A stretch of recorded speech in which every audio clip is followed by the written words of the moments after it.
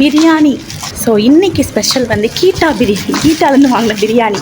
ஒரு சில சமயம் வீக்கெண்ட் ஆனால் ஓகே இன்றைக்கி போய் காலையில் போய் நான்வெஜ் எடுக்கிறோம், சமைக்கிறோம், சூப்பராக சாப்பிட்றோம் அப்படிங்கிற மாதிரி இருக்கும். ஒரு சில சமயம் வீக்கெண்ட் ஆனால் யாரா சமைக்கிறது, ஆர்டரே போட்டுக்குவோம் அப்படிங்கிற மாதிரி இருக்கும். ஆக்சுவலி எங்கள் வீடு வந்து க்ளீன் பண்ணிகிட்ருக்காங்க, டீப் க்ளீனிங்.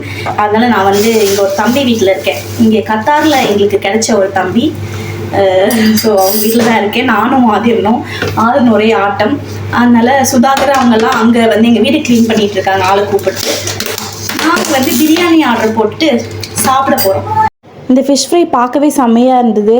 கௌதம் சாரிடா, நீ வீடை ரொம்ப நீட்டாக வச்சுட்டு போனேன். என் பையன் வந்து கொஞ்சம் ரொம்பவே அலப்பறை பண்ணிகிட்ருக்கான். பிரியாணிக்கு கூட தயிர் பச்சடி, கத்திரிக்காய், அதுக்கப்புறம் பிரெட் அல்வா கொடுத்துருந்தாங்க. இது எந்த ரெஸ்டாரண்ட்டாக இருக்கணும்னு கெஸ் பண்ணி கமெண்ட்டில் சொல்லுங்கள். இந்த ஃபிஷ் பேப்பர் எனக்கு ரொம்ப பிடிச்சிருந்தது. ஆதிரனும் பிரியாணி நல்லா சாப்பிட்டான். ஃபைனலி வந்து இந்த பிரெட் அல்வாவோட முடிக்க போகிறேன். கத்தார் போய் நீங்கள் என்ன சம்பாதிச்சிங்க அப்படின்னு எங்ககிட்ட யாராவது கேட்டால் எங்ககிட்ட ஒரே ஒரு பதில் தான் இருக்குது.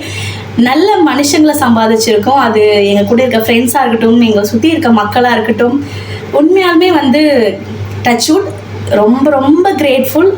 கௌதம் ரொம்ப ரொம்ப தேங்க்யூ. கண்டிப்பாக திட்டுவேன்னு தெரியும் தேங்க்யூ சொன்னால்.